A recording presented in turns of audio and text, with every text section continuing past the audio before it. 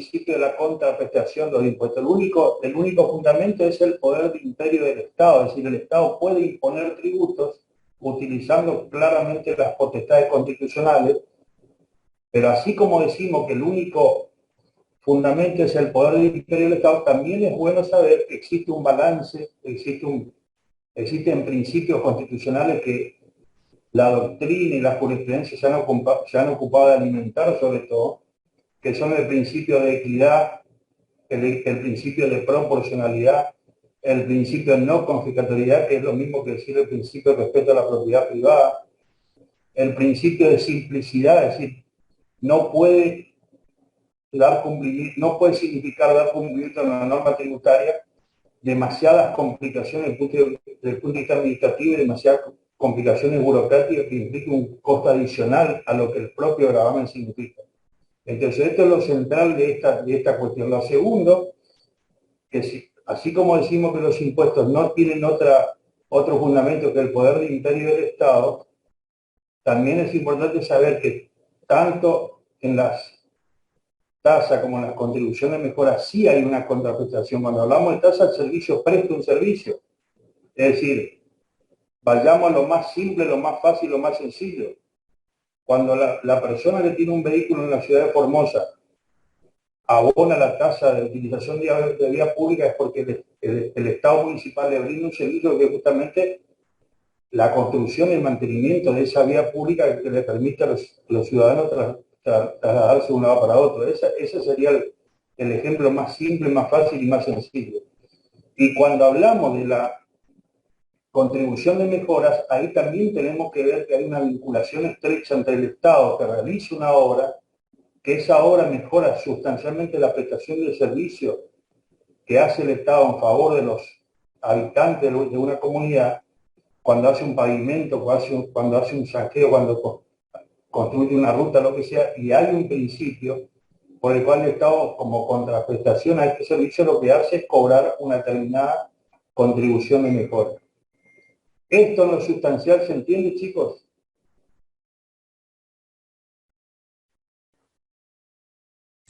Sí, profe. Bueno. Profe, le hago una consulta. Sí.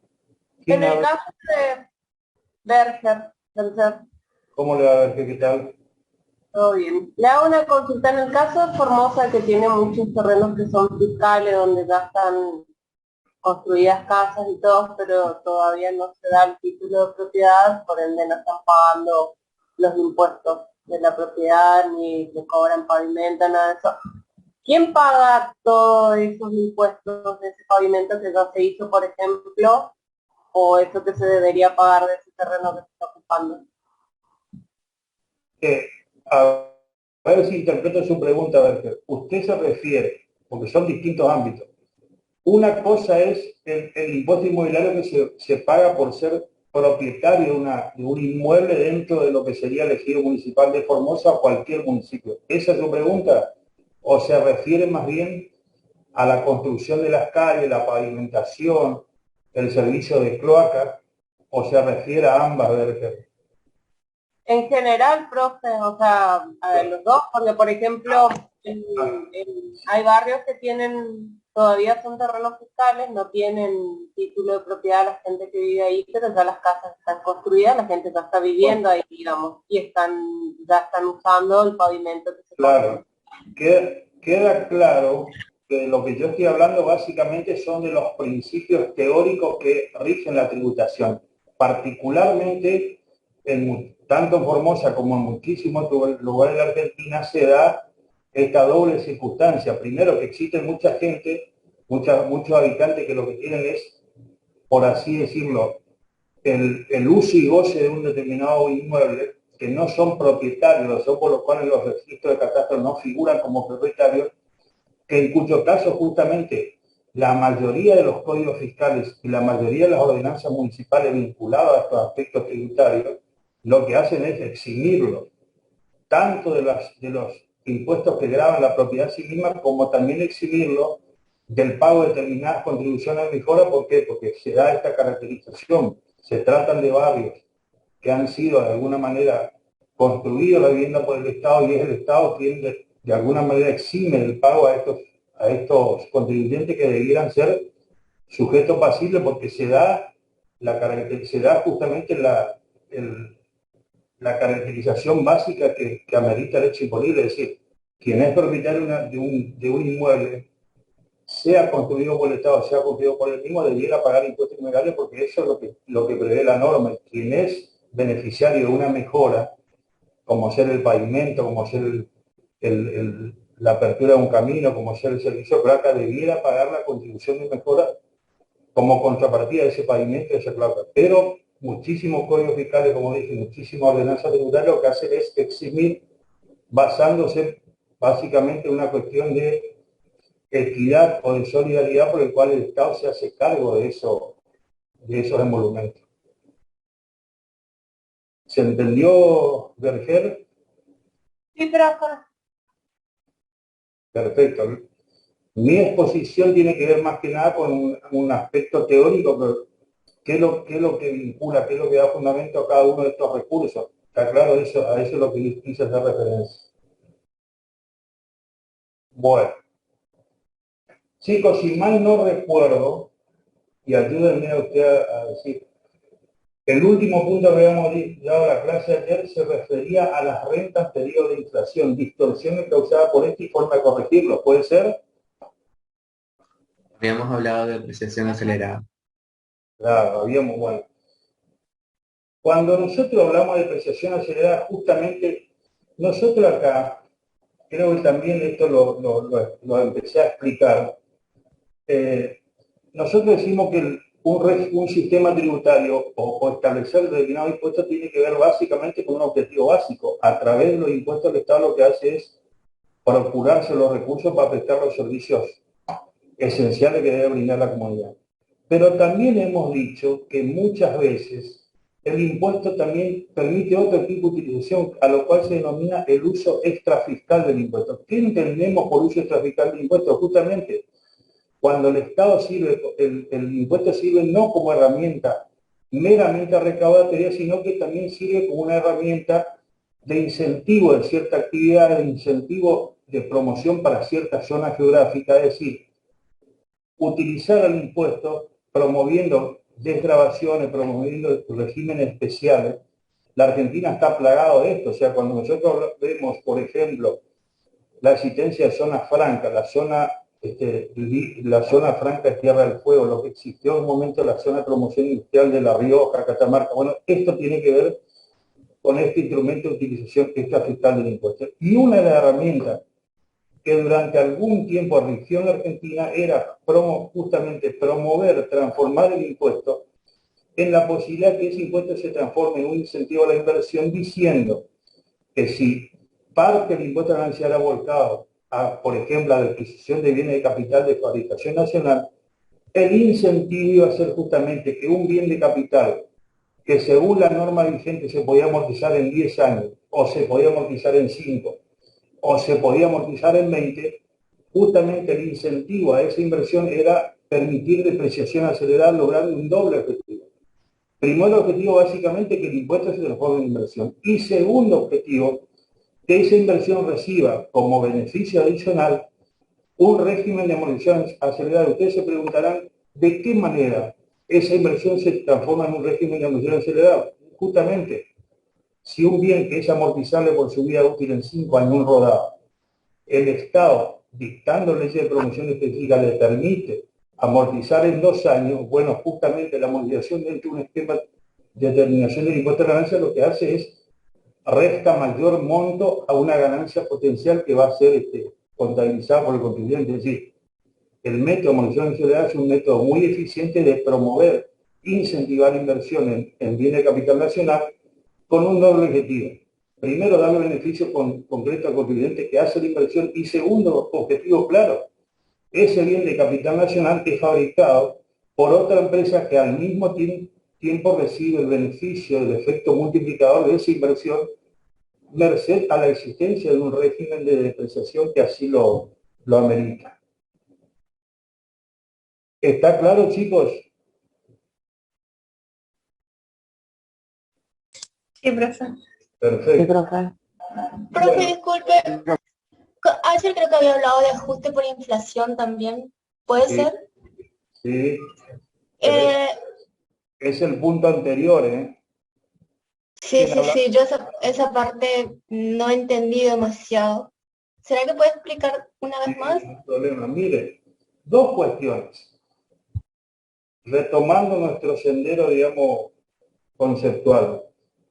Lógicamente hemos dicho, y esto ya está casi fuera de discusión, más allá de algunos matices, que el impuesto a la ganancia es el impuesto tal vez más virtuoso, primero porque capta en principio una expresión, la expresión más cercana o más cierta capacidad contributiva concreta y real. Es decir, una persona que tiene un buen nivel de ingreso, un buen nivel de renta, le garantiza al fisco que básicamente su imposición va a ser la que tenga mejor fundamento. Segundo aspecto, esto digamos, podemos concluir el análisis diciendo que el impuesto a la ganancia también tiene dos características básicas que hacen a este aspecto meritorio, que es la progresividad, es decir, las personas humanas tributan a merced a la existencia de distintos niveles de ganancia, en los cuales cada nivel de ganancia tiene una imposición que va creciendo en forma más que proporcional. Y esto lo vamos a ver en nuestro plexo normativo vigente. En segundo lugar, tiene aspectos muy virtuosos como ser la personalidad del contribuyente. Es decir, el impuesto a la renta contempla si la persona humana tiene carga de familia, si la persona humana trabaja en la actividad generada de renta, si la persona humana tiene particularmente un gran esfuerzo para la obtención de esa renta personal, es decir, progresividad y personalidad son dos aspectos distintos. Ahora, también es justo decir que lo que pretende el impuesto a la renta es captar una manifestación que consista en el concepto de ganancia al visto y de realizar. El concepto de ganancia al visto y de realizar significa que no sea una ganancia proveniente de inflación.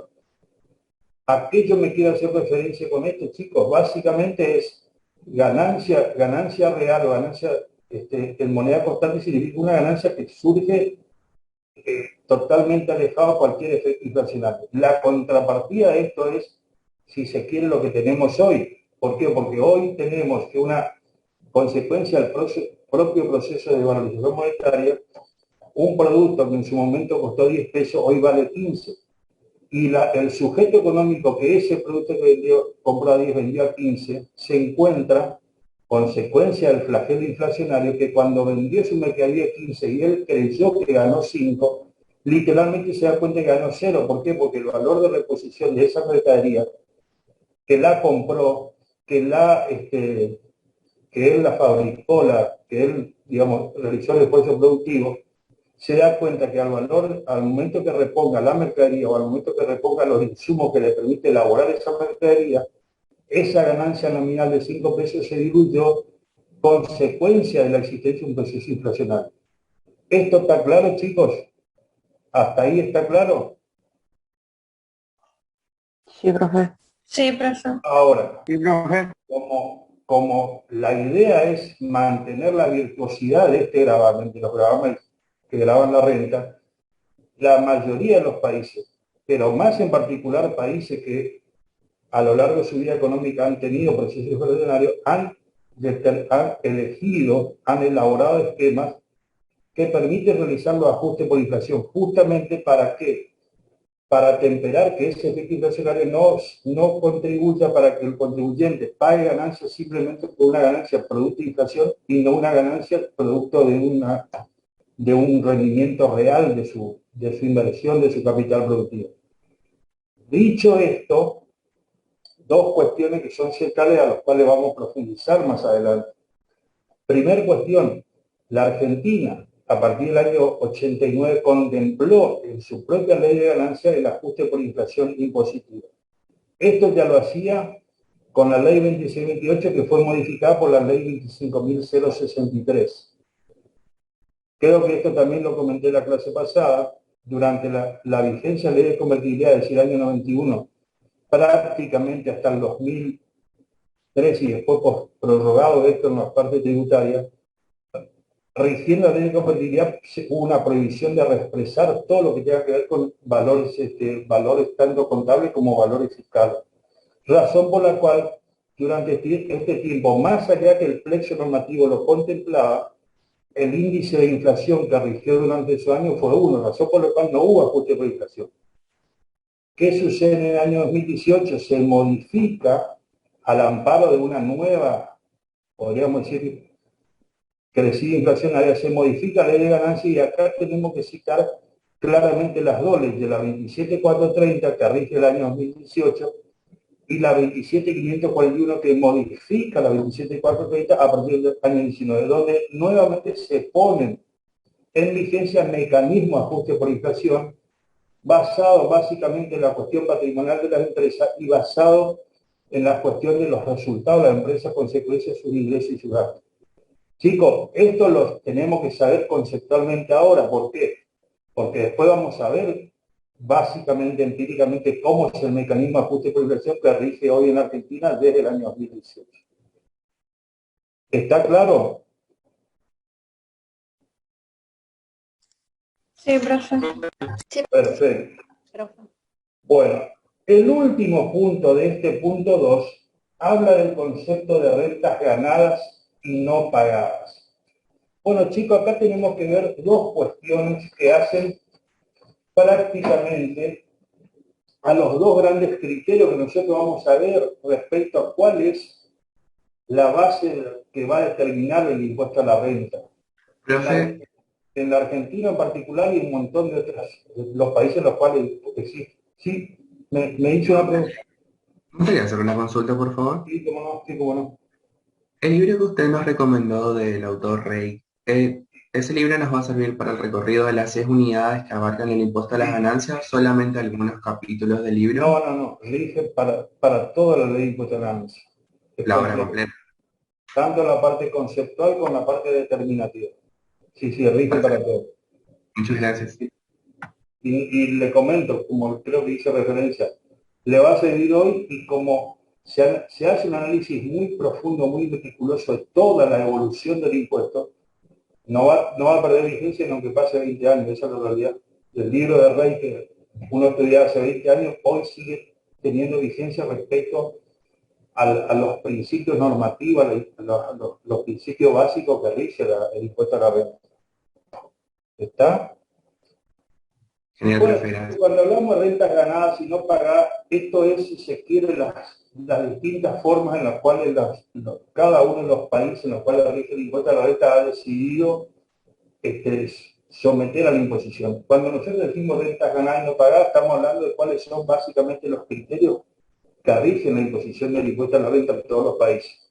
Podríamos decir que esto tiene una cierta analogía con las cuestiones de índole contable, porque muchas veces yo puedo tener rentas ganadas que no forman parte de mi disponibilidad porque no han sido percibidas y no obstante eso, de todas maneras están alcanzadas por el principio de imposición al que hacemos referencia. Y otras veces hacemos referencia a que existen determinados países en los cuales las únicas rentas que se consideran alcanzadas, las únicas rentas imponibles, por así decirlo, son las rentas que son efectivamente pagadas, razón por la cual podemos decir que acá está el debate si una renta ganada, o sea, devengada, pero no percibida, estaría sometida a la imposición por este impuesto a la renta. Y por contrapartida, la otra parte de la doctrina que dice, miren, las rentas que han sido ganadas pero no han sido pagadas, al no haber sido percibidas, al no formar parte de la masa que una persona tiene para hacer frente a su necesidad, no debieran estar sometidas a la imposición. También es importante, si bien no lo dice explícitamente este punto, es valorar otro aspecto que se tiene mucho en cuenta y que nosotros lo vamos a ver particularmente en nuestra ley, en lo atinente a que sí puede existir conceptos de renta a los cuales se le dice ganadas y otro concepto de renta a los cuales se le dice no ganadas, no porque no hayan sido efectivamente puesta a disposición del sujeto de la imposición, sino más bien porque existen conceptos de renta en los cuales se caracteriza porque es muy bajo o escasísimo nivel de esfuerzo personal que debe ser realizado por el sujeto beneficiario de la renta. ¿A qué hago referencia, por ejemplo? Creo que lo cité muy tangencialmente en la clase pasada. Hago referencia, por ejemplo, a aquella persona que tiene como concepto de renta básica la renta inmueble, es decir, una persona que llámese por su esfuerzo compró inmuebles, llámese por haber recibido en donación, herencia o legado, percibe rentas en concepto de alquiler de inmueble. Bueno, si hay algo que está fuera de toda discusión es que vos decís que acá el nivel de esfuerzo personal del sujeto beneficiario ahorita es casi exiguo. ¿Cuál puede ser el esfuerzo? Básicamente, esfuerzo de administración. Suscribir buenos contratos de locación, garantizarse mediante el mecanismo de garantía y todo lo demás, el efectivo cobro del canon locativo, y lógicamente después saber administrar correctamente esa masa de recursos que dispone para sí. Entonces, esto responde más bien al concepto de rentas no ganadas, pero vuelvo a decir, no porque sean rentas ilegítimas, no porque sean rentas no disponibles, sino se considera renta no ganadas en el sentido que requiere una escasísima afectación de esfuerzo personal. El mismo razonamiento podemos hacerlo, por ejemplo, en las rentas de carácter financiero o también llamada renta de valores mobiliarios. Es decir, una persona que consecuencia de tener superávit financiero invierte en acción, invierte en títulos, invierte valor, invierte en plazo fijo. Básicamente también esto responde a un concepto de renta nada. ¿Por qué?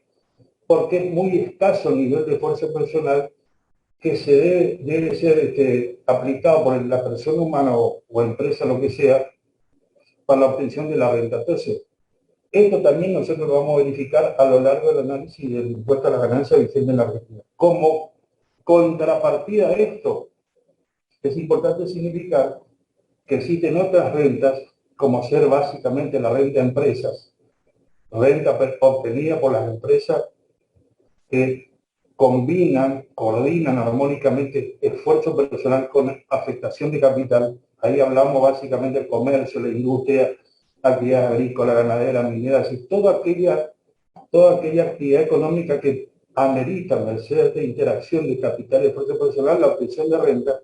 Y por último tenemos la mejor expresión de las rentas ganadas, cuando hablamos de la renta del trabajo personal, que nosotros lo vamos a ver en nuestra cuarta categoría. La renta del trabajo personal son aquellas por la afectación de un gran esfuerzo personal y podríamos decir la inexistencia o escasísima afectación de capital. Es decir, la renta de trabajo personal son justamente el que cobra sueldo, el que cobra pensiones, el que cobra jubilaciones, pasividades, el que desempeña una profesión liberal independiente. También esto se comparece a ese principio de rentas ganadas. ¿Por qué? Porque necesita un gran esfuerzo personal. La pregunta que nos haremos es, ¿en dónde nosotros visibilizamos el tratamiento legislativo respecto a esta expresión de renta? Lo vamos a realizar en el ámbito de las deducciones, que vamos a ver que se detraen del concepto de ingreso para llegar a la mejor expresión de capacidad contributiva. ¿Se entendió, chicos? Sí, profe. Perfecto. Sí, profe. Una consulta ¿Sí? ¿Quién habla? femenina. ¿Cómo le va? Profe, esto tiene... Muy bien, profe. Profe, esto tiene que ver con los conceptos macroeconómicos de cobrado y no ganado y ganado y no cobrado. ¿Cómo? Esto tiene que ver con los conceptos macroeconómicos de cobrado y no ganado y ganado y no cobrado. No. Yo, más que nada, mi referencia concreta, hablo de dos ámbitos de análisis. Un ámbito es que pueden existir rentas que han sido devengadas pero no cobradas, caso claro que es el concepto de renta reinvertida, por así decirlo. Es decir, renta que no es dispuesta, no es consumida inmediatamente por parte del sujeto que la recibe, que la genera. Y por otro lado, esto que hice referencia al concepto de renta que no requiere un gran esfuerzo personal y a otro concepto de renta que sí requiere esfuerzo personal. O sea, no sé si esa es su pregunta. Sí, profe, o sea, porque nosotros en macroeconomía, por ejemplo, lo ganado y no lo cobrado y no ganado, por ejemplo, teníamos las jubilaciones. Sí, Por eso yo preguntaba si tenía algo que ver. sí, tiene un concepto, tiene que ver con el concepto de llámese microeconómico esto. Sí, tiene que ver, tiene íntima relación, podríamos decir. Más allá que usted cita el ejemplo de la jubilación.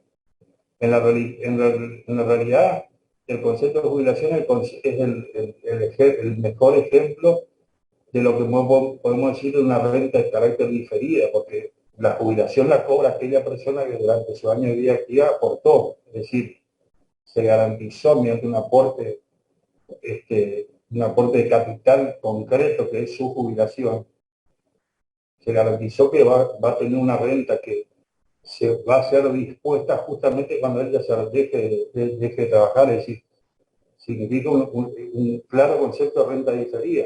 Ahorro hoy, porque estoy haciendo mi esfuerzo jubilatorio pagando una jubilación para beneficiarme en el futuro.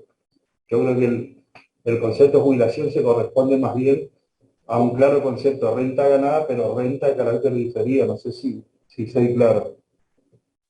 Sí, profe, muchas gracias. Perfecto. Bueno, chicos, el punto 3 habla de desgravaciones personales, unidad contribuyente y posición celular y global.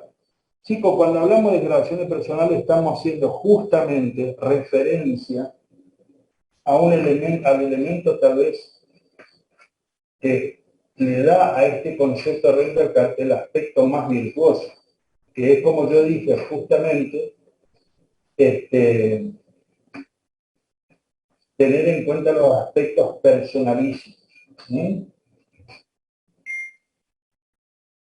Conforme a lo que nosotros vemos, hay dos criterios para interpretar lo que se entiende por desgravaciones personales.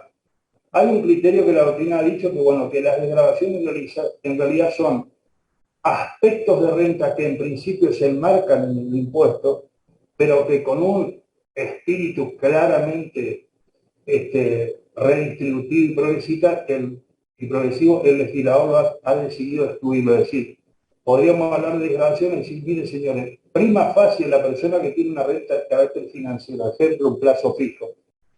El plazo fijo, el interés que cobra la persona que tiene el plazo fijo, prima facie tiene un rendimiento que debiera estar sometido a la aplicación del impuesto. Ahora, con un espíritu más bien, volviendo al esquema de uso estratificado del impuesto, el legislador ha dicho, mire, en realidad es mucho más importante lo que el Estado, es mucho menos importante lo que el Estado va a recaudar por imponiendo un gravamen que grave estos rendimientos financieros, que estimular mediante los procesos de ahorro que garanticen esta eficiencia macroeconómica, que estimular el ahorro, y justamente la manera de estimular el ahorro sería desgravar, eximir, excluir del ámbito de gravamen a esta expresión de renta financiera. ¿Por qué? Porque un mejor ahorro por parte de los sujetos que tienen capacidad contributiva tiene un efecto multiplicador, porque ese ahorro se transforma en préstito genuino a favor de la economía particular, y justamente esa economía particular crece, y en definitiva, esto podríamos decir como resumen, como correleo final, el pequeño sacrificio fiscal que implica desgravar a estos rendimientos se recupera porque la expansión económica de esos préstamos a tasa baja, préstamos subsidiados, préstamos, podríamos decir, de fomento, que lo vamos a ver después, bueno, amerita justamente la existencia de este tipo de desgravaciones o exclusiones tributarias. ¿Está claro esto, chicos? Profe, esto encuadra también en lo que estaba explicando sobre el esfuerzo mínimo, digamos, que toma este tipo de rendimiento. Sí, tal cual. Bueno, otra cosa que es importante es que también tanto la doctrina como la propia, más que nada la doctrina de la propia jurisprudencia ha señalado la importancia que tiene que justamente como interacción con la progresividad que el gravamen tiene para la persona humana es darle el justo reconocimiento a esta persona humana, que no necesariamente todo su nivel de renta tiene dicha capacidad contributiva, sino por el contrario. Hay una parte de esa renta que tiene que ver justamente con que él tiene que dar satisfacción a sus necesidades mínimas. O sea, la persona humana tiene derecho a comer, tiene derecho a vestirse, tiene derecho a alimentarse, tiene derecho a recrearse. Es decir, todas estas cuestiones amerita que cuanto menos sean reconocidos desde el punto de vista esas necesidades personales que en modo alguno esteriliza capacidad contributiva, sino por el contrario, hay un nivel de ingreso que debe satisfacerse y que eso no tiene nada que ver con un principio equitativo de imposición, porque nos alejamos la proporcionalidad, nos alejamos la equidad, razón por la cual esto también es importante destacar la cobertura de toda esta necesidad. Y otro elemento importante también es, que lo garantizan la mayoría de los plexos normativos, es reconocer la existencia de carga de familia, es decir, personas que forman parte de un contribuyente que deben ser atendidas, reconocidas, y estas son las que están previstas por parte del contribuyente, de la persona generadora de los recursos, para la esposa, sus hijos menores de edad, que tienen exactamente el mismo derecho que tienen a satisfacer esa necesidad. Y esto se lo reconoce a través básicamente de las cargas de familia. Y como última consideración, también debe ser reconocido desde el punto de vista deductivo la diferencia entre un contribuyente que trabaja personalmente en la obtención de la renta, cuando hablamos de un sujeto empresa, cuando hablamos de la persona humana que propietaria de una empresa unipersonal, cuando hablamos de la persona humana que presta un servicio, que tiene una actividad profesional independiente, que tiene una profesión oficio, también esto debe ser reconocido, y esto se lo hace a través de unas deducciones especiales que le garantizan a esa persona que su esfuerzo personal va a ser reconocido tributariamente, ampliándole el ámbito de la deducción. ¿Está claro esto, chicos? Un minuto, Pablo. Bueno, un minuto y bueno, cortamos y seguimos, chicos. Sí, mismo enlace. Por las dudas, queda claro que el objetivo hoy, chicos, es terminar la unidad 1 y 2, ¿eh? Aclaro ya por las dudas.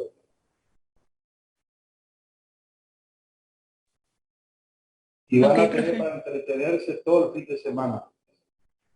Lectura. Así es.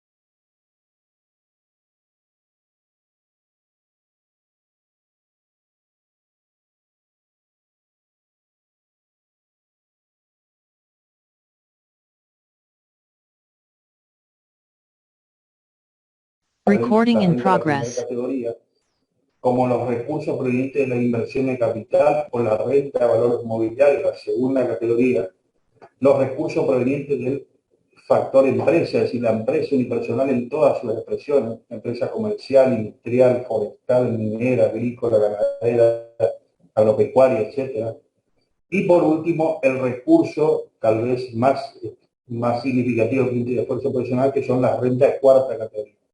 Cuando nosotros decimos que el impuesto a la renta puede tener características celulares, justamente hacemos referencia a esta manifestación, a esta clasificación. ¿Por qué? Porque más allá de que finalmente el contribuyente tributa por una sola expresión de ganancia, las ganancias son clasificadas y esa clasificación responde a que cada expresión de renta, cada factor de producción amerita un tratamiento diferenciado que exprese las diferencias, podríamos decir, económicas y financieras que rigen cada una de estas categorías. Y cuando decimos que el impuesto es global, es que llegamos a una conclusión a la cual siempre vamos a arribar, que yo puedo clasificar las expresiones de renta en categorías, cada categoría es una cédula, cada cédula representa un factor de producción, pero finalmente el sujeto pasivo termina sumarizando, compensando, consolidando toda su ganancia, y la determinación del gravamen es global, es decir, no se determina una ganancia por cada categoría, sino que se determina una ganancia según cuál sea la capacidad contributiva del contribuyente, a merced de que se suman todas las categorías, se consolida, se compensan categorías que emerge pérdida o categorías que emerge ganancia, y al final el sujeto pasivo tiene una imposición de carácter global. ¿Por qué? Porque la expresión de toda su renta es sometida a una escala progresiva, que en nuestro caso lo vamos a visibilizar allá cuando veamos la ley, allá por el artículo, podríamos decir 93, 94 aproximadamente. ¿Está claro, chicos, esta diferencia? Nosotros solemos preguntar muchas veces a los finales, respecto a la consideración, el impuesto a la renta, el impuesto a las ganancias, llamamos la Argentina, es celular y es global. La mejor respuesta, la respuesta más satisfactoria, la que cumple todos los requisitos, es que es celular en cuanto a su clasificación y es global en cuanto a su cuantificación. ¿Está claro, chicos? Hola. Sí, profe. Un Sí, ejemplo de global sería que una persona de Argentina tenga una casa en Paraguay, por ejemplo. ¿Cómo? Un ejemplo de global sería cuando una persona de Argentina tiene una casa en Paraguay, o sea, paga por ese inmueble. No es el mejor. ¿Quién habló? Femenina. Femenina no es el mejor ejemplo. El ejemplo es este. El ejemplo es, sea en el Paraguay o sea en la Argentina, una persona, por ejemplo, vamos a suponer, yo tengo una casa que alquilo. ¿Estamos de acuerdo? Tengo una casa que alquilo. Tengo consecuencia, vamos a maximizar, digamos, la capacidad contributiva. Consecuencia que esa casa de alquiler me genera un superávit financiero. Mi superávit financiero lo invierto en títulos públicos, lo invierto en acciones, lo invierto en valores bursátiles, lo invierto en plazo fijo. Tengo expresión de la segunda categoría. Consecuencia que me sigue yendo bien, porque gané con la primera, gané con la segunda, puse una empresa, llámese, de actividad financiera. Es decir, puse una pequeña entidad financiera que lo que hace es recibir dinero en depósito y prestar. Y consecuencia que me fue muy bien con todo lo demás, ejerce una actividad profesional independiente que también me da una masa de recursos. Yo tengo, a mi respecto tengo la expresión de las 4 categorías. Tengo renta alquileres que son de la primera, tengo renta emergente de la inversión en plazo fijo, la inversión en títulos públicos, la inversión en valores bursátiles. Tengo una empresa que he montado a merced a los remanentes que he ahorrado de las otras actividades. Una empresa puede ser una empresa comercial, financiera, minera, industrial, etc. Y finalmente también desarrollo de actividad profesional independiente. ¿Qué significa esto? Que recabo a mi respecto las 4 categorías de ganancia. Ahora, no voy a determinar una ganancia por cada categoría. al final de cada periodo fiscal, que es el periodo de imposición, yo voy a decir, gané con esta, perdí con esta, gané con este, y voy a sumarizar, voy a compensar, voy a consolidar, y por toda la expresión de esa ganancia tipo cedular, voy a determinar un solo gravamen. ¿Está un poquito más claro, no? Sí, profe. Profe, ¿Está? cuando usted habla de un sistema global, ¿es lo que acá en los apuntes habla de sistema unitario? ¿Cómo? Cuando usted menciona un sistema global, ¿es lo que acá en el apunte habla de sistema unitario? Sí, así es, exactamente. O sea, puede haber distintas fuentes de renta, pero finalmente el impuesto es uno solo. ¿Estamos de acuerdo? Ahora, Claro. chicos, para complicarle un poco más la vida, también es bueno que sepan, porque esto lo vamos a producir, pero lo que es bueno que en esta instancia conozcan el concepto, que existen expresar determinadas expresiones de renta que en sí mismo tienen una imposición de tipo cedular. ¿Está? Existen determinadas expresiones de renta que más allá que se enmarquen en una categoría, tienen imposición cedular propia. Y acá hago referencia concreta lo que pasó, por ejemplo, con la ley de impuestos a la ganancia durante 2018 con los impuestos a los plazos fijos. El interés financiero, el interés que una persona cobra por su depósito de plazo fijo es una expresión de renta, que durante muchísimo tiempo estuvo eximida de gravamen por el uso traficado de impuestos, pero en el año 2018 se dijo, señores, la persona que tiene derecho a plazo fijo va a estar sometida a imposición celular, es decir, forma parte de una masa de recursos, esa masa de recursos está alcanzada por el gravamen, pero no se confunde con el resto de los recursos, sino que esa expresión de renta va a tener una imposición de tipo celular, como por ejemplo el impuesto del 5%, que gravó los plazos fijos durante el año 2018. Con el mismo razonamiento, otro claro ejemplo lo podemos ver con el impuesto que rige a las utilidades por la venta de propiedad inmueble. En el año 2018 también en consonancia con toda esta reforma se modifica la ley de García y dice, mire, una persona que tiene una utilidad proveniente de la venta inmueble que se haya comprado durante el año 2018, a partir de ahí va a estar sometido a imposición celular del 15%. ¿Qué significa esto? Una expresión de renta celular que tiene una imposición de tipo celular. Damos un porcentaje de renta de impuesto fijo para esa expresión de renta, como por ejemplo quien vende propiedad inmueble a partir de 2018. Si yo vendo una propiedad inmueble y esa expresión de renta está alcanzada por imposición, es de tipo celular. ¿Por qué? Porque no se confunde con la demás tipo de renta. El mismo razonamiento para quien es accionista.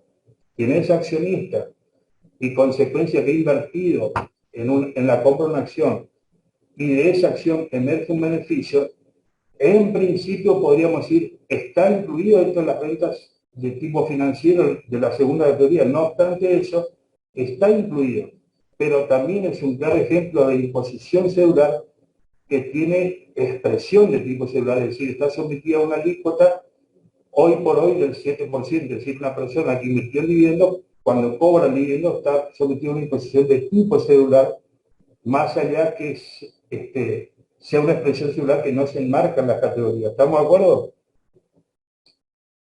¿Estamos de acuerdo, chicos, o no? Y profe, Estas Sí, serían, profe. estas serían excepciones a la imposición de tipo celular que no se enmarcan dentro del aspecto global del impuesto. ¿Estamos de acuerdo? Cada expresión de una de estas rentas que son cedulares no se enmarca en el aspecto global. ¿Por qué? Porque finalmente no se determina un impuesto general por todas las expresiones de renta, sino que estas son expresiones cedulares que tienen una imposición de tipo celular. ¿Está claro? profe, entonces como conclusión sería que los impuestos cedulares se dividen que cada renta tiene un impuesto. Y en el... No. Creo que si entendiste eso, tal vez me expresé mal. Como conclusión del esquema general del impuesto a la renta en todos los países, y en Argentina inclusive, podemos decir que los impuestos se clasifican en cédulas. ¿Qué es una cédula? La cédula es la expresión de cada uno de los factores de la producción. O sea, la cédula de renta del suelo son las locaciones de inmueble urbano. Esa es una cédula, es una expresión de renta cedular. Después tengo la renta proveniente de valores mobiliarios, o sea, la renta comúnmente conocida como renta financiera, es otra cédula. La renta proveniente de empresas es otra cédula y la renta de trabajo personal es otra cédula.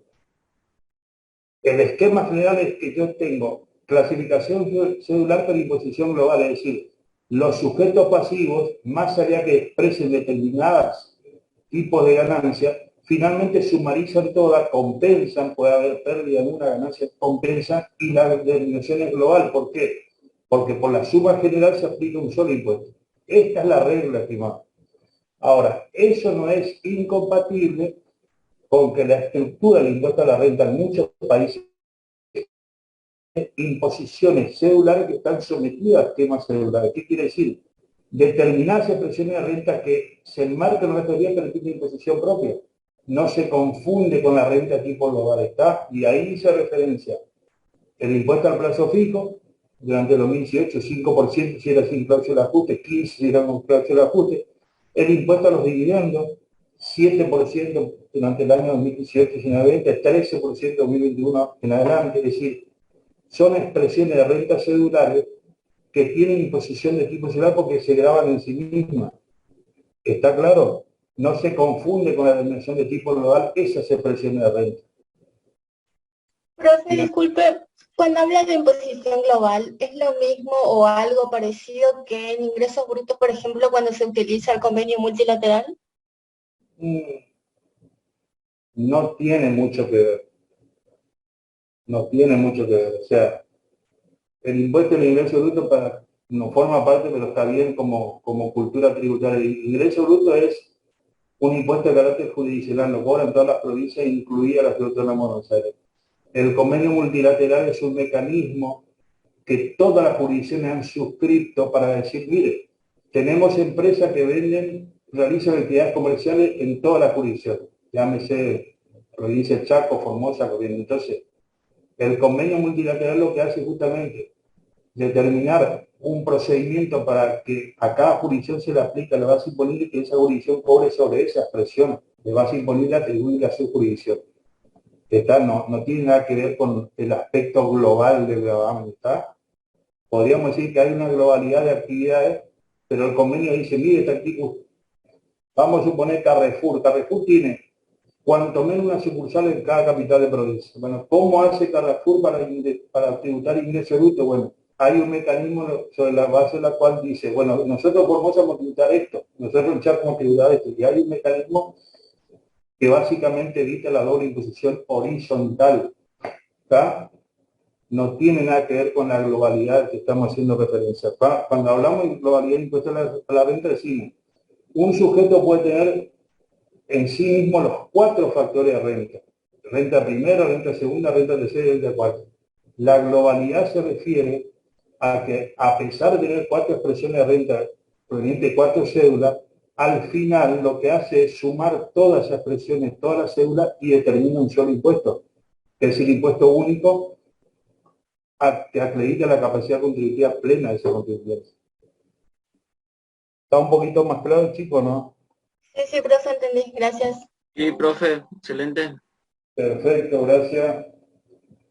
Y escúcheme, después habla el punto siguiente, problema de la irregularidad del ingreso, uso promedio o del traslado quebrante. Prima facie quiero significar esto. Existen determinados países que justamente han contemplado la irregularidad del ingreso estableciendo los promedios. Esto sería más bien un mecanismo en los cuales la imposición de la renta adoptase una forma de renta de carácter presunto. ¿Por qué?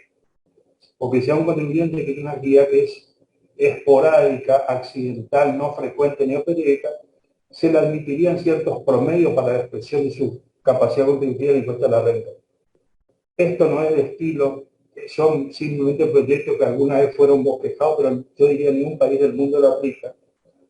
Y lo que sí se aplica, y esto sí hace referencia al último punto, es el traslado de quebranto. Ustedes podrán preguntar dos cosas que son concretas.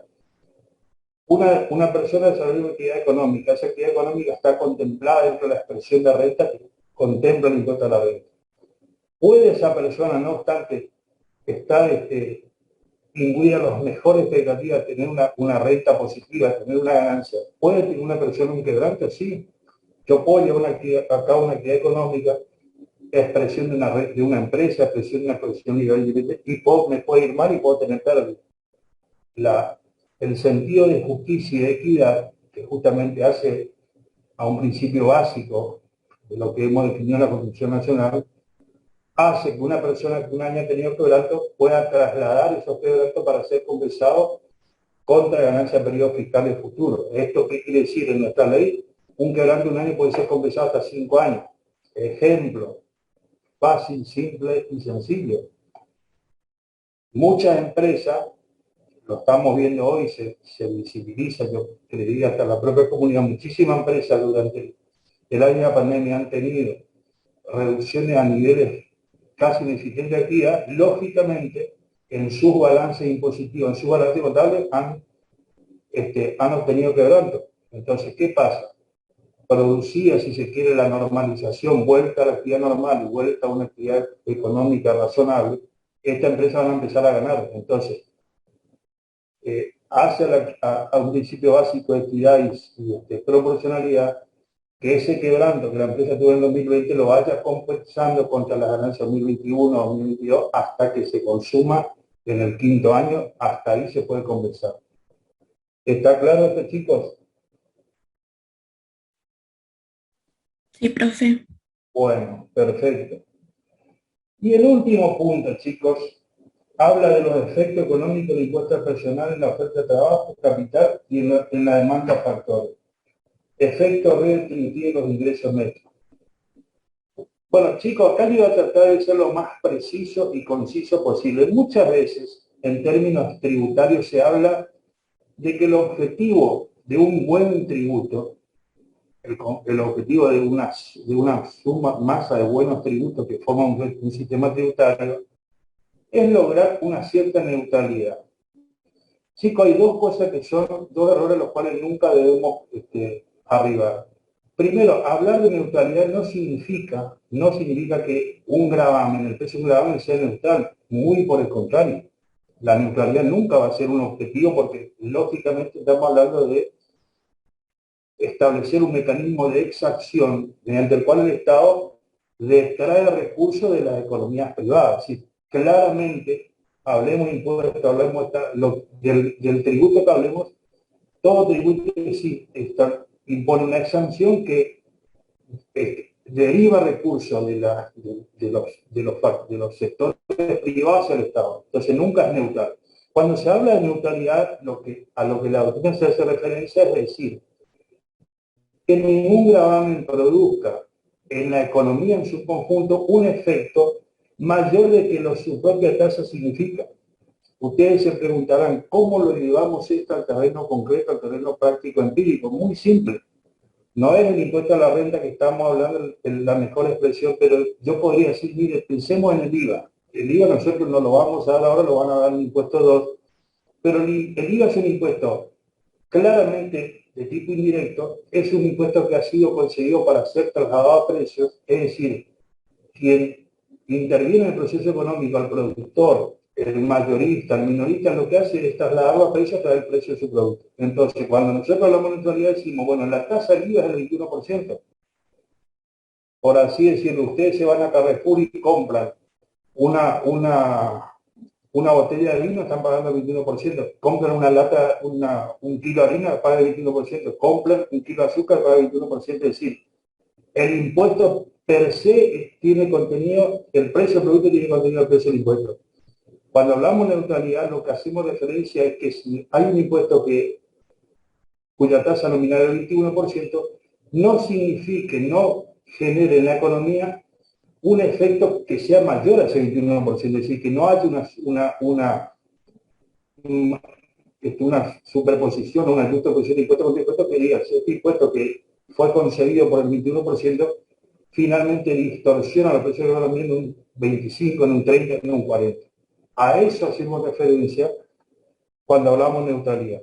Y la segunda cuestión respecto a el efecto económico del impuesto, claramente el impuesto tiene efecto no concreto, que es privar de recursos al sector privado. los sujetos pasivos de impuestos, llámese presión humana o sociedad, sufren recesión y lo que hacen es perder recursos. Esos recursos prima facie, podríamos decir, que desalienta la inversión. Lógicamente, si yo tengo que pagar una gran suma de impuestos a la venta, lo que hago es, dejo de tener un capital disponible para invertir. Claramente, podríamos decir que desalienta el ahorro. Si yo no tengo recursos disponibles, no voy a poder ahorrar. Y en muchos casos, y esto es lo más grave me parece, muchas veces distorsiona la oferta de trabajo.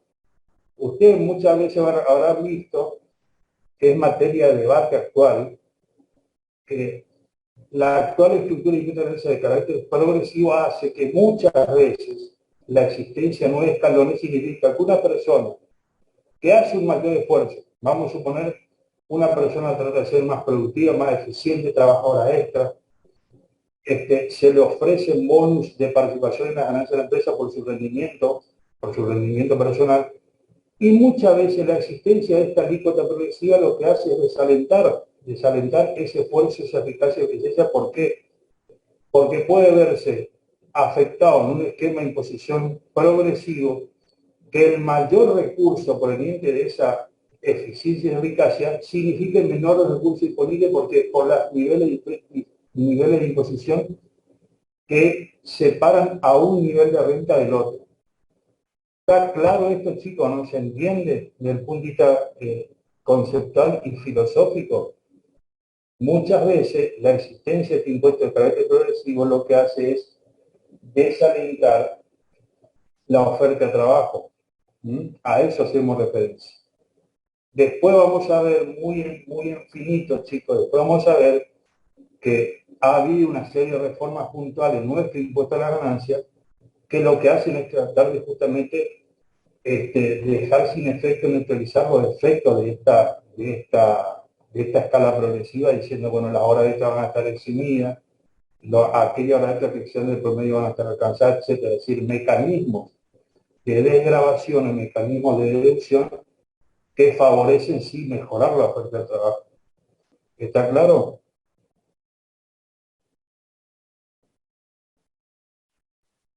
Sí.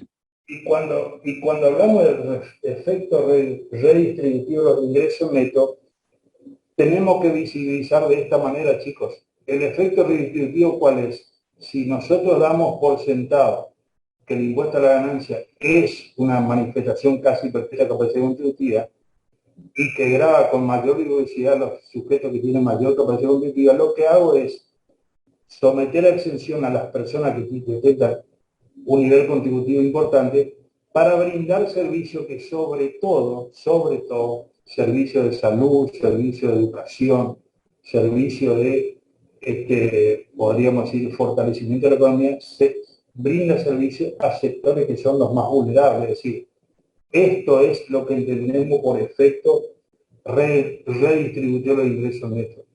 Someter a exención a recursos a sectores más podríamos decir, sectores más solventes para brindar servicios puntuales, precisos y de interés general, como ser educación, justicia, promoción del desarrollo, a los sectores más vulnerables. A eso entendemos por efecto redistributivo, ¿está?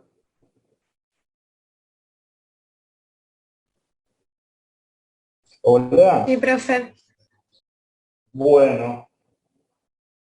Respecto a esta unidad, finalmente terminamos la 1, chicos.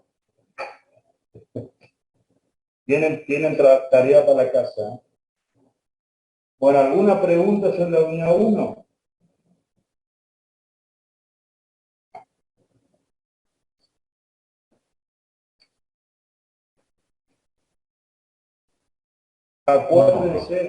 Acuérdense cuando lean el material y llegado el caso escuchen mi clase. Hay un concepto económico y un concepto fiscal de renta. En modo alguno, uno significa lo mismo que el otro. Hay un concepto económico y un concepto. Nosotros sobre los cuales nos vamos a detener muy en profundidad en el desarrollo es respecto al concepto fiscal de la renta. ¿Estamos de acuerdo? Punto 1. Segundo, hay dos claras teorías, la teoría de la fuente y la teoría del balance. Acordémonos del trazo grueso de los conceptos. Teoría de la fuente es cuando la renta proviene de una fuente que es productiva, que es permanente, es periódica, está limitada y no se consume con el primer uso. Eso es la teoría de la fuente. La teoría del balance abandona este principio rector. La teoría del balance dice que renta es todo lo que una persona incrementó su patrimonio de un periodo al otro. Visibilicémoslo así.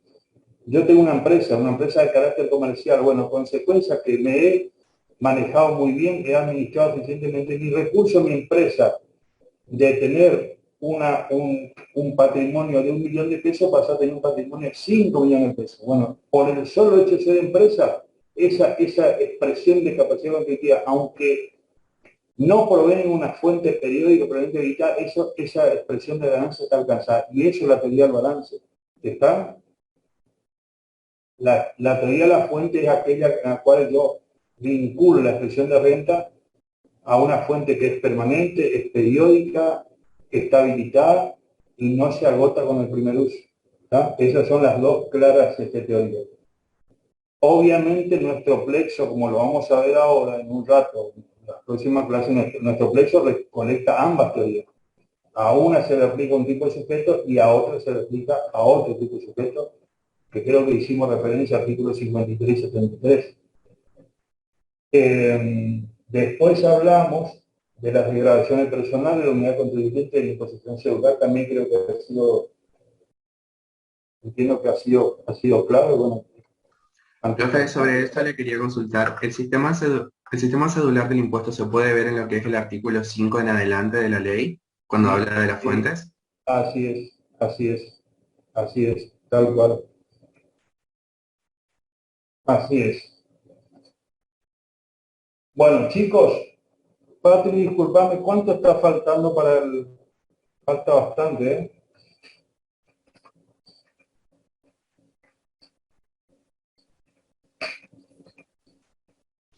Vamos a la unidad 2, ¿qué les parece?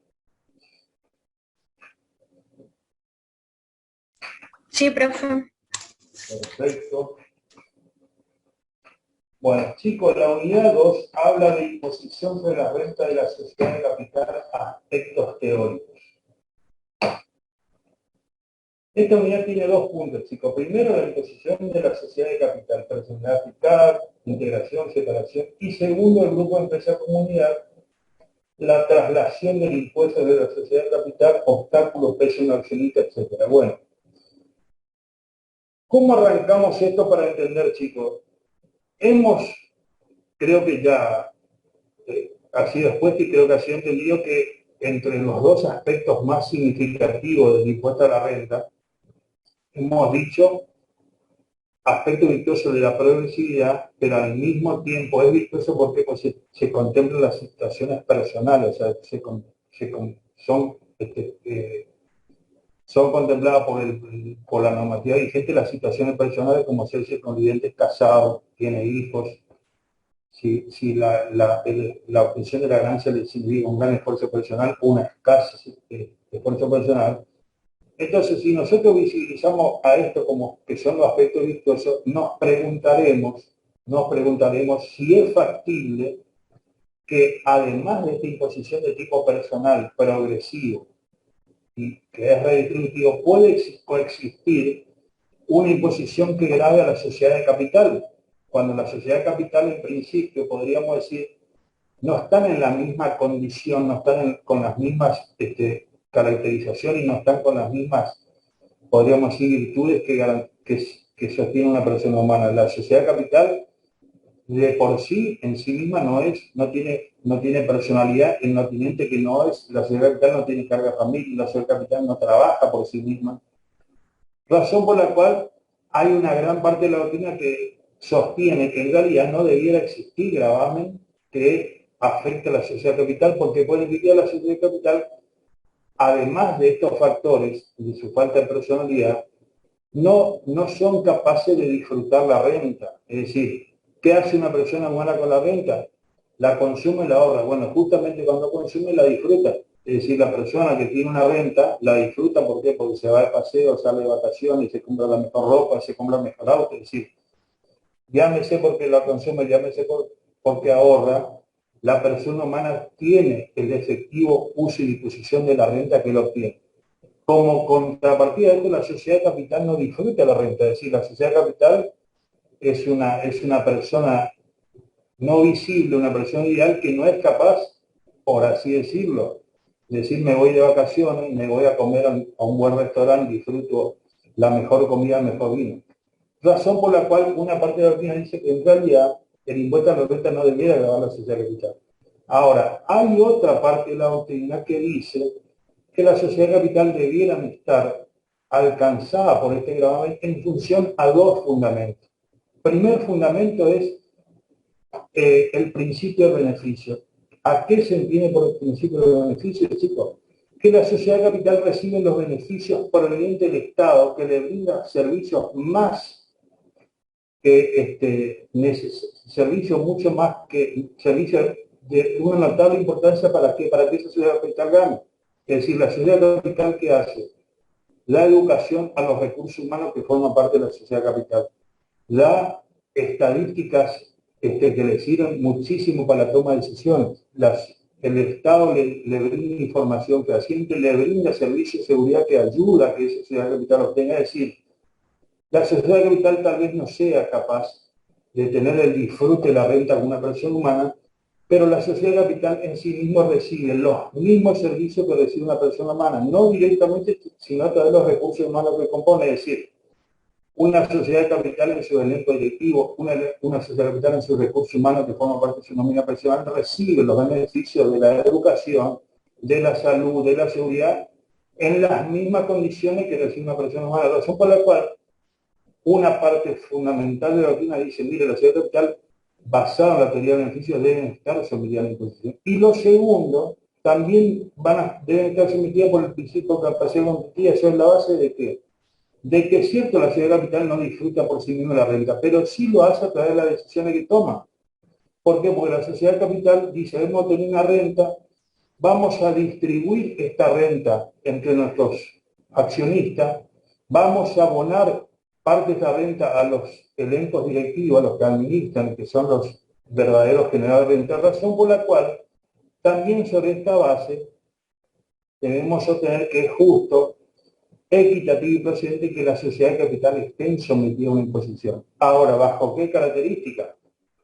Al no tener personalidad, al no tener, digamos, en los elementos de carga familia, esfuerzo personal, etcétera, básicamente la mayoría de los Estados modernos ha adoptado una imposición cedular a la sociedad capital sobre la base de una alícuota proporcional que es constante, sea cual fuera el quantum de ganancia, porque justamente no puede ser progresiva porque no se tienen en cuenta los elementos personalísimos que hace una persona humana. ¿Está claro? Entonces, basado en la teoría de beneficio, basado en la teoría de la capacidad competitiva, es justo que se imponga un gravamen a la sociedad capital. Y dicho quedando por cubierto este requisito, chicos, lo verdaderamente importante y lo verdaderamente eficiente es saber cuál es el mecanismo de interacción entre un impuesto que da a la sociedad personal y un impuesto que da a la sociedad capital, porque existe un peligro muy latente que una misma expresión de renta sea sometido a una doble imposición. Y esto quiero que se entienda de esta manera, chicos. La sociedad de capital obtiene la ganancia, ¿está? Consecuencia de las decisiones de la Asamblea Soberana, la ganancia dice, mire, de esta ganancia que hemos tenido de 1 millón de pesos, vamos a distribuir 500.000 pesos en dividendos, vamos a abonar 250.000 a nuestro elenco directivo y el resto lo vamos a capitalizar. Entonces, como estamos hablando de una sola expresión de ganancia, que es la que tiene la sociedad capital, se va a traducir en una imposición de su elenco directivo, es decir, los socios gerentes, los miembros del directorio, etcétera, y se va a traducir en rentabilidad de sus accionistas. Ahí estamos ante un problema de doble imposición. Entonces, tiene que ver con justamente estos principios de equidad y de proporcionalidad, establecer un mecanismo que sea eficiente, que evite la doble imposición. Y en esta materia, nosotros podemos decir que podríamos decir que Argentina ha sido, si se quiere, un país en el cual hemos tenido todas las ideas respecto a esta superposición de gravamen societario y de gravamen personal que grava a los accionistas o a los directivos. Razón por la cual es bueno puntualizar que en Argentina durante un montón de años existió un principio que se denominó la integración total. ¿Por qué? Porque se desgravaba totalmente a los dividendos presididos por los accionistas. ¿Por qué? Porque se sometía a una sola imposición a la sociedad de capital, es decir, principio de integración total significa un solo sujeto y un solo gravamen. Solamente se grababa la sociedad de capital con una imposición de carácter personal y no importaba lo que la sociedad de capital haga con esos recursos, llámese en pago de dividendos, llámese en pago de retribución a sus directores, sus gerentes, etc. Esto fue, si se quiere, la corriente doctrinaria que rigió nuestro impuesto hasta el año 98. Y esto también es importante, más allá que sea evolución histórica, es importante que sepamos que hasta este momento cuál era la justificación, cuál era el fundamento que regía a esta parte de la doctrina. Lo que sostenía esta parte de la doctrina si se tenía un correlato en una realidad económica y social. La sociedad de capital argentina prácticamente, en su gran mayoría, eran sociedades de tipo familiar, es decir, eran sociedades integradas por el padre, el hijo, el esposo, la esposa, el hermano, la hermana, es decir, sociedades familiares que en realidad no se enmarcaban en lo que es la verdadera sociedad de capital, que es aquella sociedad que emite acciones, realiza oferta pública de acciones y la persona que tiene interés y tiene confianza va y compra la acción. Es decir, en realidad la sociedad de capital vigente de la Argentina hasta ese momento eran prácticamente sociedad tipo familiar, en los cuales los mismos accionistas, los mismos socios eran los administradores y ellos eran el recurso humano que hacía fluir la renta, razón por la cual podríamos decir que era justo este esquema de que solamente pague impuesto a la sociedad, un impuesto de tipo proporcional, y que se desgrave en su totalidad el impuesto al accionista por los dividendos que ellos perciban. Entonces, este era un mecanismo.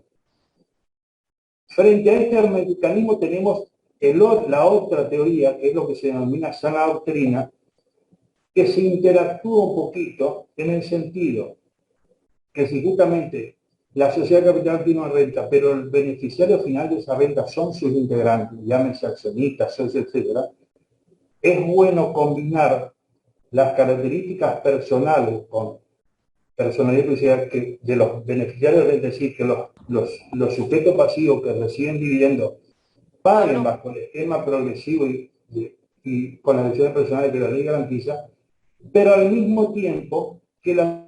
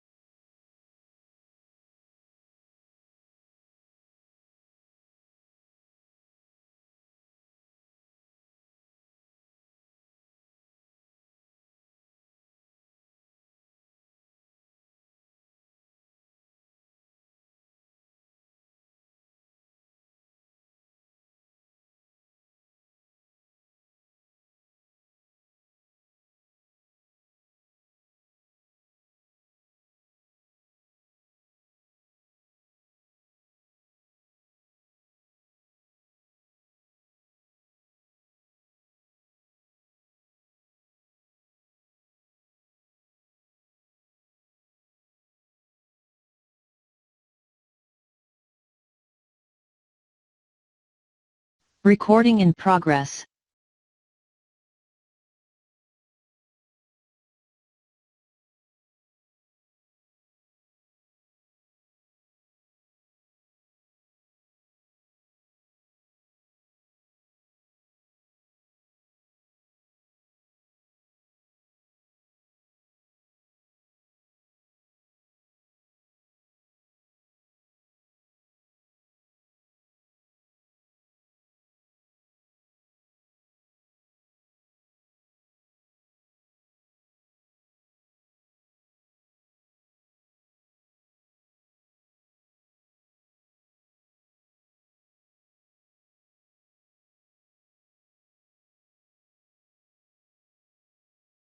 Unos minutitos y ya regresa el conta.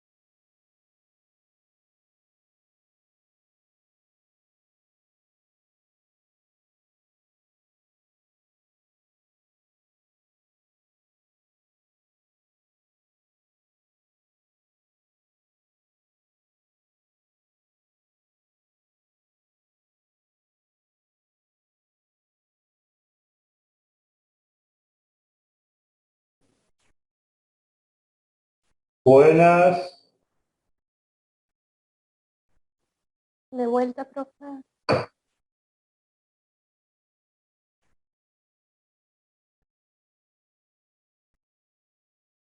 Hola. Profe, Sí. Honestamente no sé dónde quedé. Bueno, chicos, creo lo que quiero que le quede claro dos cositas.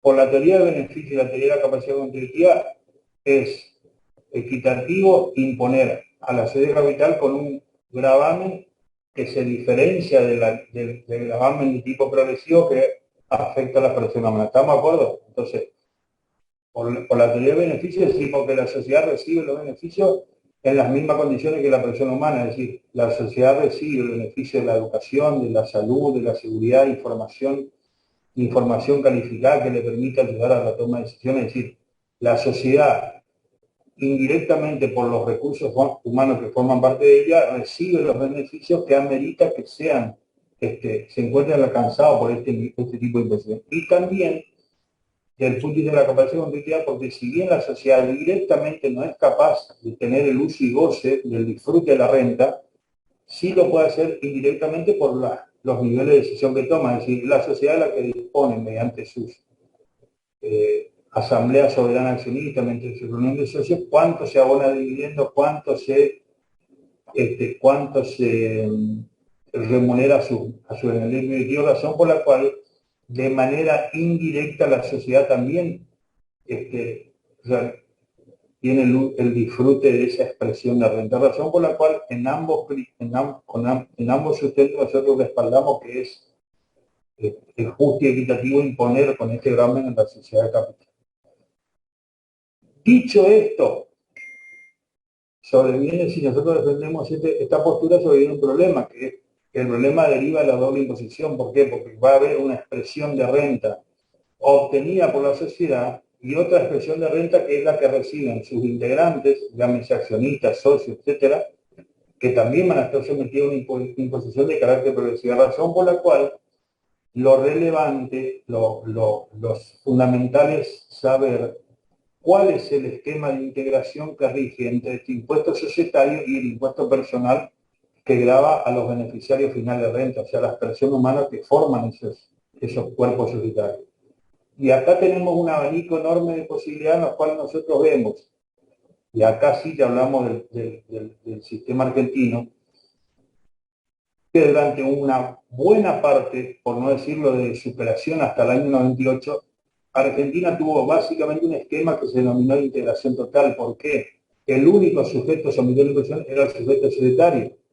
Y el respaldo de esto, de esta posición doctrinaria, era que en realidad Argentina no tenía un mercado de capitales en los cuales las sociedades de capital más bien son sociedades que colocan acciones, viene un inversor, compra la acción y a fin de año ese inversor que no trabajó va a ir por el dividendo. Las sociedades de capital argentina más bien eran sociedades tipo familiares, en los cuales los mismos socios, los accionistas, eran los verdaderos factores motivadores de la renta, es decir, eran los socios quienes trabajaban, quienes administraban eficientemente, y lógicamente por ese esfuerzo, por ese trabajo, la ley vigente lo eximía de pagar ganancias porque la única que paga ganancias era la sociedad de capital a una tasa proporcional. Esto aconteció en Argentina hasta el año 98, que se sanciona la ley 25.063. En el año 98 lo que se hizo fue una combinación de este principio de integración total con un esquema de sana doctrina, en los cuales, y esto lo pueden visibilizar en normas viejas, porque también se derogó después, podemos ver en qué esquema, en los cuales la sociedad terminó una ganancia contable y terminó una ganancia impositiva. Por la ganancia impositiva pagada a la sociedad, y si había un remanente de esa ganancia impositiva, mejor dicho, la ganancia obtenida por los socios, sobre esa ganancia impositiva, por la diferencia pagaba el socio. Para que esto no parezca un juego de palabras tan confuso, voy a tratar de dar un ejemplo simple. Una sociedad que está integrada por Juan Alberto García y Osvaldo Acosta, una CRL, por así decirlo. Ganaba contablemente 100 pesos, consecuencia que las normas fiscales muchas veces discrepan con las normas contables, fiscalmente ganaba 50, pero no encontramos con que esa sociedad distribuía 100 pesos. Entonces nosotros ahí tenemos lo que ha regido durante muchísimos años en Argentina, que era el agregado al artículo 69 de la ley de ganancia, que decía, la sociedad de capital paga por la ganancia impositiva. Y si hay un remanente de ganancia obtenida por la ganancia impositiva, es decir, los socios cobraban 100 pesos y la sociedad paga por 50, por ese remanente se aplica lo que era la sana doctrina, es decir, un impuesto residual de carácter proporcional, ejemplo, de un 5% que grababa esa ganancia remanente. Es decir, finalmente, por los 50 de ganancia impositiva para la sociedad, por los 50 pesos de ganancia remanente para los socios a una alícuota proporcional, en ese momento del 35%. Esto es lo que podemos entender como un avance a la sana doctrina en el cual sociedad capital tenía una imposición y los accionistas beneficiarios tenían otra imposición. ¿Está entendido, está claro este concepto, chicos?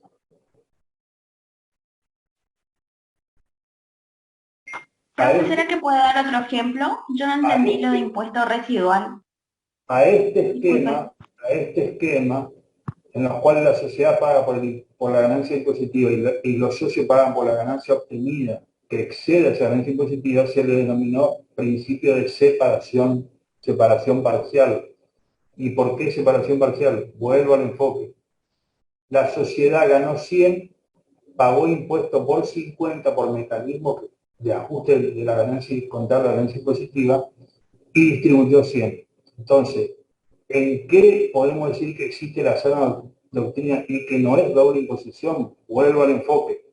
La sociedad gana 100, distribuye dividendo por 100, pero paga impuesto por 50. Por los 50 paga la sociedad y por los 50 pesos remanentes pagan los accionistas. Es decir, no hay doble imposición, sino que hay distintos ámbitos de imposición aplicables a la sociedad y a sus accionistas o integrantes. ¿Está?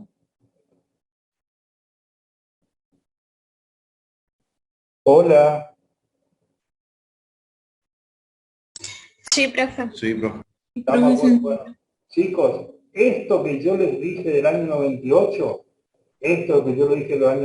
después vamos a ver en una línea de tiempo muy larga que no es materia de esta unidad, que han acontecido un montón de instancias de cambios legislativos que todos ellos tuvieron en común dos cosas.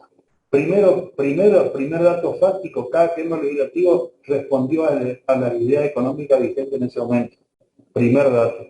Y segundo dato, básicamente, tiene que ver este esquema de separación con el concepto de cuán importante es la empresa desde el punto de vista de lo que es la actividad macroeconómica. Es decir, han existido ideas doctrinarias en las cuales se dice que la empresa en realidad tiene una capacidad competitiva propia, y hay existido otros momentos históricos en los cuales se asimila que la empresa en realidad es un factor, podríamos decir, generador de redistribución en sí mismo por su sola actividad económica. Entonces, A lo largo del tiempo lo vamos a ver después, pero lo importante sobre lo que recién dije es, existió en Argentina en el año 98 y existe hoy, del año 2018, un claro esquema de separación parcial. ¿Por qué?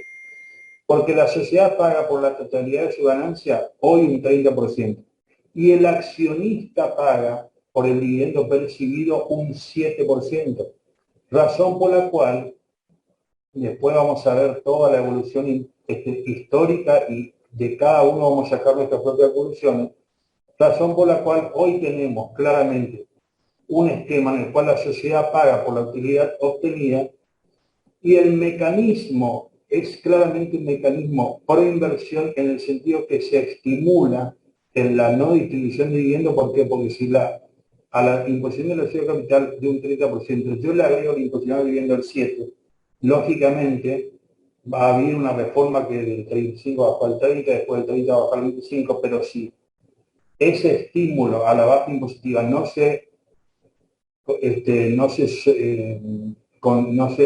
confirma directamente, no eximiendo de los dividendos, básicamente hay un espíritu pro inversión que desestimula el pago de dividendos y lógicamente estimula la capitalización de la ganancia, que es lo que nos rige hoy. Hoy tenemos una imposición cedular a la sociedad de capital del 30 y otra imposición cedular al beneficiario del dividendo del 7, razón por la cual no tengan temor en afirmarlo. Hoy el mecanismo es un claro mecanismo de doble imposición, porque la sociedad paga 30% de una ganancia impositiva y el accionista paga el 7% del dividendo percibido. Y claramente hay doble imposición más allá de alguna defensa que algún autor, algún analista financiero tributario puede hacer. ¿Está claro? Hola. Sí, profe. Bueno, ¿está clarito? Sí. Bueno. Ustedes van a ver ahí en el material, que entre tantas otras cuestiones en los distintos esquemas de integración entre sociedad y accionista, ha regido o ha habido países en los cuales regió un régimen que se denomina anonimato fiscal. ¿En qué consistía el anonimato fiscal? Básicamente en un esquema parecido al que rigió en Argentina hasta el año 98, es decir, existía una ganancia societaria, la sociedad tenía el nivel de imposición previsto por la norma, y literalmente ni siquiera el propio organismo de recaudación, el propio organismo de estandarización tributaria nacional podía conocer la identidad de los accionistas de las sociedades, razón por la cual no solamente había un régimen de anonimato, sino que también había un régimen de liberalidad que eximía totalmente al accionista por las utilidades que él mismo percibe. Después vamos a ver que hubo una modificación en el régimen de nominatividad de acciones que dio la ley 25.091, que estableció la obligación de que tanto desde el punto de vista bursátil como desde el punto de vista tributario, desde el punto de vista del organismo de control, los accionistas y los tenedores de acciones debían identificarse, y esto es claramente visibilizado hoy en nuestro esquema tributario vigente en nuestra ley de impuestos a la ganancia. Razón por la cual este era otro mecanismo, y hubo otro mecanismo que en la Argentina tampoco nunca se consagró, en el cual la sociedad tenía un tributo proporcional y al accionista que cobraba dividendos se le reconocía en proporción a ese tributo proporcional lo que la sociedad pagó como crédito impuesto. Es decir, vamos a suponer, la sociedad pagaba un impuesto del 25%, el accionista receptor de dividendo incorporaba su dividendo a su declaración jurada personal, por imperio de la progresividad, ese accionista que la sociedad pagó un 25%, él se enmarcaba en la última alícuota, vamos a suponer el 35%, que era el último segmento del impuesto personal. Entonces, ¿cómo se evitaba la doble imposición? La sociedad pagó el 25%, el accionista pagaba el 35%. Bueno, ese 25% se le reconocía como crédito impuesto al accionista. ¿Para qué? Para que él pague el 10% de la utilidad remanente por la alícuota progresiva que le regía a su respecto. ¿Está? Hola. Sí, Hola. profe. Sí, se entendió. ¿Se entendió? Perfecto. Perfecto. Bueno, chicos, el punto 2 habla de el grupo de empresa comunidad, la traslación del impuesto de la sociedad de capital, obstáculos, peso de accionista, efecto del impuesto de la inversión. Chicos, tres cositas porque nobleza obliga, el apunte tiene sus vericuetos y tiene sus idas y vueltas. Voy a tratar de ser lo más preciso y conciso posible. Cuando hablamos del grupo de empresa comunidad, hablamos de básicamente empresas que forman parte de lo que se entiende un conjunto económico. Bueno, justamente hay toda una parte enorme de la doctrina que habla, ustedes lo habrán visto en contabilidad, habla de los balances consolidados, habla de los balances integrados por empresas que forman un holding, etcétera, etcétera, que a ciencia cierta, voy a ser preciso en esto, en la Argentina nunca se habló en términos tributarios del grupo de empresa comunidad. ¿Estamos de acuerdo? Puede haber 5, 10, 15, 20 empresas que integren un holding económico, integren un grupo económico, pero claramente, y acá me acordé que me faltó algo, claramente desde el punto de vista jurídico, cada una de esas empresas tiene un estatus jurídico propio, es decir, yo puedo tener una empresa del Sol que sea integrada por dos accionistas. Puedo tener otra empresa que sea el Ombú, que sea integrado por los mismos accionistas. Puedo tener otra empresa que sea el Candil SRL, que sea integrado por los mismos accionistas. Más allá que forman un grupo económico, pues están formados por los mismos accionistas, tal vez por los mismos administradores. Desde el punto de vista fiscal, esta empresa tiene cada una su personalidad fiscal.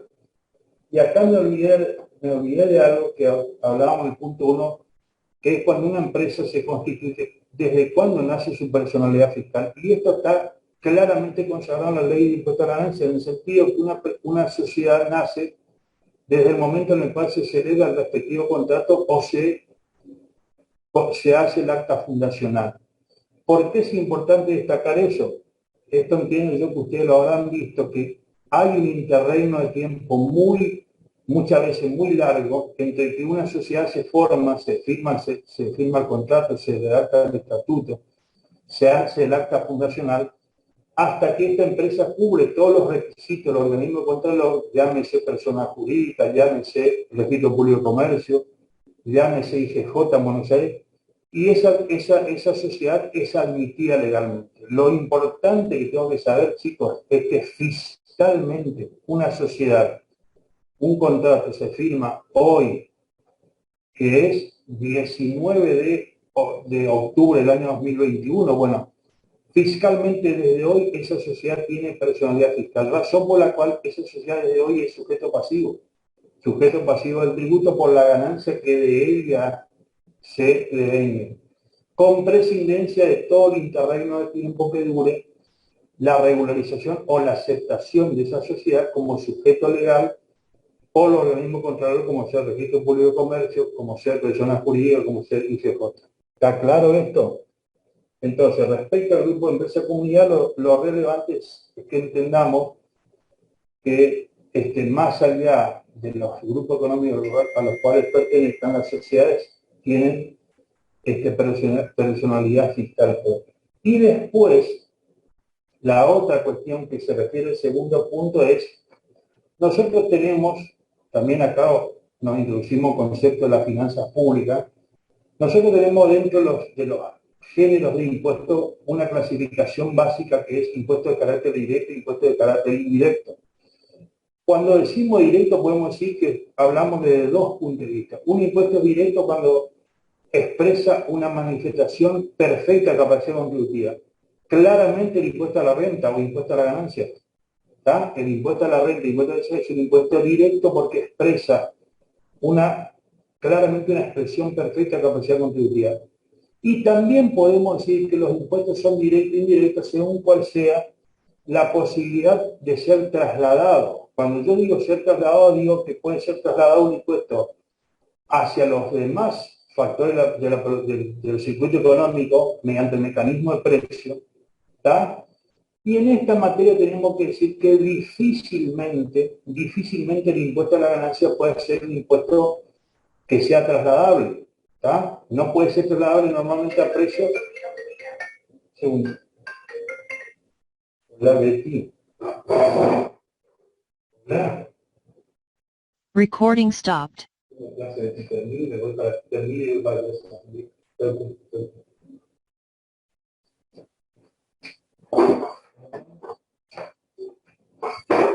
Perdón.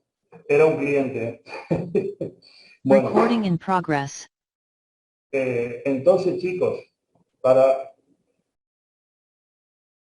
que se entienda claramente, si nosotros tomamos los impuestos en una clasificación de directo e indirecto, dos cosas que son trascendentes.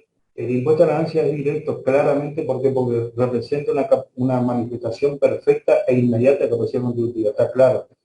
Y también es directo porque podemos decir que es muy difícilmente que sea trasladable, como sí lo dije recién en el IVA. El impuesto agregado es un impuesto claramente indirecto porque desde los dos puntos de vista, una persona no expresa capacidad contributiva por lo que consume y el IVA es un impuesto que le da al consumo. Y en segundo lugar, el IVA sí está instrumentado de manera tal que por un mecanismo sea trasladado a precio a lo largo de toda la cadena económica, es decir, el productor le traslada al mayorista le traslada al minorista y el minorista lo traslada al público, al consumidor. ¿Está claro? Entonces, desde el punto de vista de la clasificación impositiva, el impuesto a la ganancia es un impuesto directo porque difícilmente pueda ser trasladado a precio por el mecanismo de percusión. Ahora, dicho esto, también es bueno señalar o puntualizar que si el sector, la empresa, llámese sociedad o persona humana, opera en un mercado de características oligopólicas o monopólicas, ahí sí se rompe este principio rector en el cual en un mercado oligopólico de pocos oferentes o en un mercado monopólico de único oferente, el sujeto empresa puede hacer, valiéndose de la posición dominante, puede hacer que mediante un mecanismo muy fino que sepa cuánto es la carga impositiva en cada uno de sus productos, traslade a precio el precio impositivo de manera tal que finalmente el impuesto a la ganancia no sea pagado por la empresa, sino que sea por el público consumidor. ¿Está claro?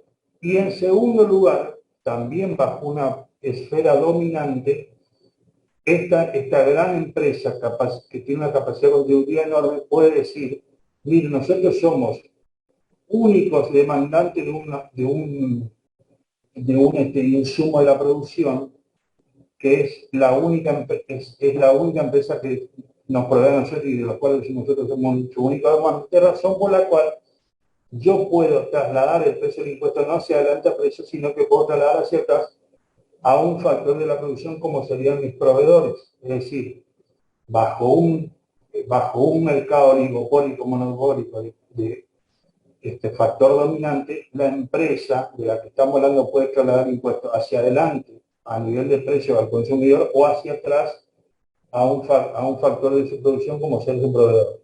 Y finalmente, para darle un cierre a esto, también bajo las mismas circunstancias, es decir, posición dominante en el mercado, posición hegemónica frente a su recurso humano disponible, la empresa muchas veces puede trasladar el precio, así como traslada a su factor de producción como ser proveedor, trasladar el precio, trasladar el impuesto a su recurso humano a través del salario. Es decir, traslación hacia adelante a precio, traslación hacia atrás a proveedores del mercado local y a proveedores de recursos humanos como ser su nómina salarial, trasladando mediante reducción de salario. ¿Se entendió el intríngulo o no? Hola. Sí, profe, Sí, profe. Espectacular, espectacular. Bueno, chicos, dice el punto siguiente, La aclaración del impuesto de la sociedad de capital es lo que hemos hablado. Quiero que se quede claro cuál es la regla y cuál es la excepción. La regla, chicos, difícilmente el impuesto de la ganancia se traslada. Esa es la regla. La excepción es en mercados dominantes, los sujetos económicos pueden trasladarse adelante como excepción. Y hay un último puntito, chicos, que dice efecto del impuesto a las inversiones. Bueno, claramente no tenemos que tener ningún tipo de duda de decir, señores, siendo el impuesto a la renta un impuesto que grava, que significa una exención de recursos, justamente esa exención de recursos lo que hace es privar de masa disponible para invertir y al mismo tiempo podríamos decir que desincentiva la inversión. Ahora, para que no haya dudas, si a ustedes se le pregunta, nosotros le preguntamos en un examen, llámese parcial o final, el actual sistema vigente en la Argentina, es decir, el esquema vigente sancionado por la ley 27420 y modificado por la 27541, ¿estimula la inversión? Claramente tenemos que decir que sí, chicos. ¿Por qué? Porque el preámbulo de esta modificación sistémica es que el impuesto a la ganancia tenía una alícuota proporcional del 35, se la bajó a 30 por 3 años, 18, 19, 20, y en el año 2021 se la baja al 25. Ahora, hay una baja de escala proporcional que solamente va a tener razón de ser y sentido si la sociedad no distribuye dividendos, es decir, hay un espíritu, una iniciativa eminentemente para inversor. ¿Por qué? Porque se sanciona el pago de dividendos con una alícuota del 7 de los primeros 3 años, 17, 19, 20, y del 13 ahora. Es decir, hay un estímulo por inversión que promueve justamente la no distribución de dividendos. ¿Para qué? Para que la sociedad capitalice esa ganancia. ¿Está? Entonces, si vuelvo al enfoque, si le preguntamos el plexo normativo vigente hoy del impuesto a la ganancia, que vamos a empezar a analizar en fin en la clase que viene, promueve la inversión en sí, porque lo que hace es reducir la tasa nominal de la sociedad, ¿está? Y desincentiva el pago de dividendos, justamente castigando el dividendo con una alícuota hoy del 13%. ¿Está? Sí, sí. Bueno.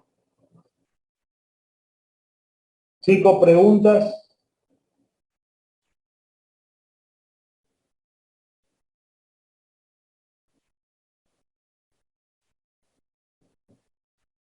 Hola. No, profe. Por el momento ¿Hay no. preguntas?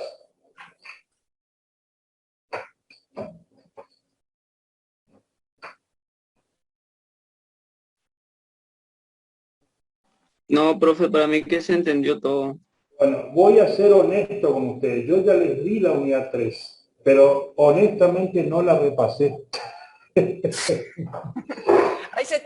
Justo 10 minutos para cortarse, Pablo. Bueno, chicos, 10 minutos, digamos, de recreación, 10 minutos de intercambio, cualquier tipo de cuestión.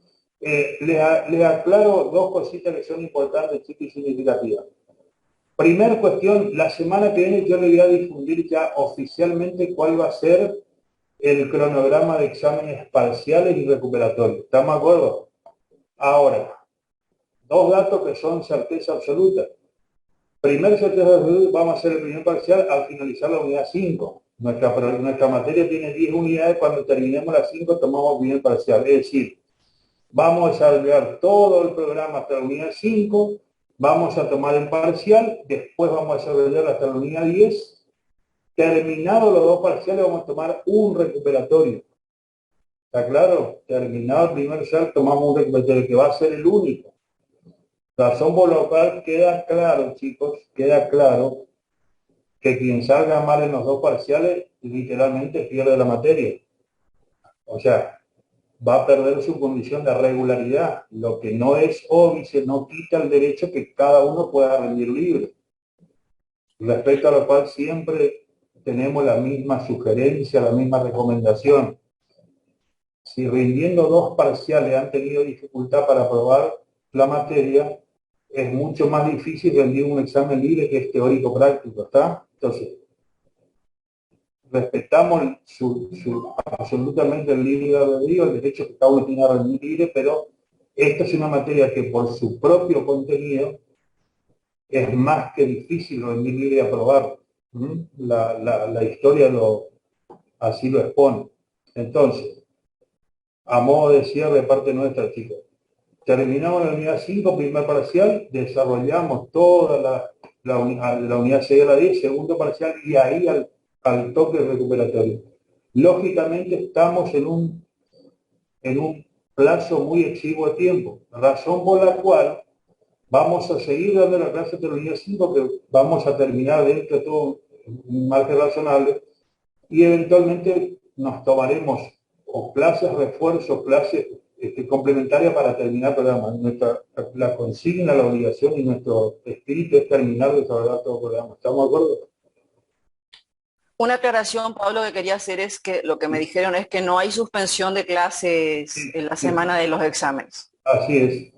Chicos, en principio, también esto es un adelanto, ya para la clase del lunes, ustedes van a tener la guía teórica de la unidad 4, que sí tiene prácticos. Las unidades 1 y 2, 3 son plenamente teóricas, son solamente teóricas. La unidad 4 tiene prácticos, razón por la cual ya la semana que viene vamos a dar teoría de la 3, teoría de la 4, y si el tiempo nos permite vamos a terminar la práctica de la 4. ¿Estamos de acuerdo? Esta es la programación de corto plazo para la semana que viene. Y después damos la unidad 5 y ahí viene el primer parcial. ¿Está? Sí, profe. Sí, profe. Bueno. ¿Algún otro planteo, algún comentario, algún pedido, alguna sugerencia? No hay ningún problema. Reitero, la idea es que traten de ir leyéndolo de la mejor manera, con la mayor concentración y sobre todo tratando de entender. Lo que estamos dando, si se quiere, adolece de tal vez demasiado rigorismo legal, demasiada conceptualización, pero les queda claro, frente a ese concepto tan teórico hay una realidad económica concreta. Es decir, hemos hablado de rendimiento, hemos hablado de renta, hemos hablado de fuente, hemos hablado de renta capital. Todo eso lo podemos visibilizar en la actividad económica concreta. Así que el esfuerzo suyo es decir, bueno, esto que parece tan teórico, ¿dónde se da en la práctica? Se da en la práctica justamente cuando hablamos de rendimiento, renta, es decir, ¿cuándo está alcanzada una expresión de renta por el impuesto? Bueno, cuando hay enriquecimiento de renta rendimiento. Así que eso trátenlo de visibilizar. Profe, ¿Sí? la práctica que está ahí en el aula, ¿lo vamos a hacer en algún momento o la vamos? No. Escuchen. Perdón. Ahí quiero hacer nosotros, esto tiene trascendencia. Conforme al nuevo esquema, hay una resolución que es de la resolución del Ministerio de Educación, que obligó a la CONEAU a implementar nuevos modelos, nuevos moldes de programación. Ustedes tal vez en el programa van a ver que existe una guía de actividades. ¿Ah? ¿Me está hablando de eso, señorita? Sí, profe. Bueno, justamente, eso forman parte de los prácticos específicos que vamos a desarrollar. Lo que no quita que hay ciertas unidades en las cuales no había guía de actividades prácticas, que nosotros la vamos a subir como refuerzo. ¿Estamos de acuerdo? Va a haber guía de trabajo complementaria para lo que va a ser el dictado de esta materia en este cuatrimestre.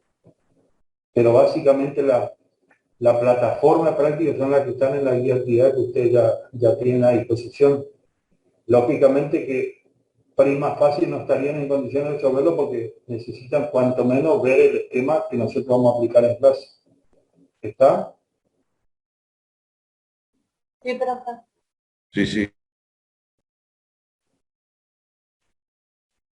Bueno, estimados.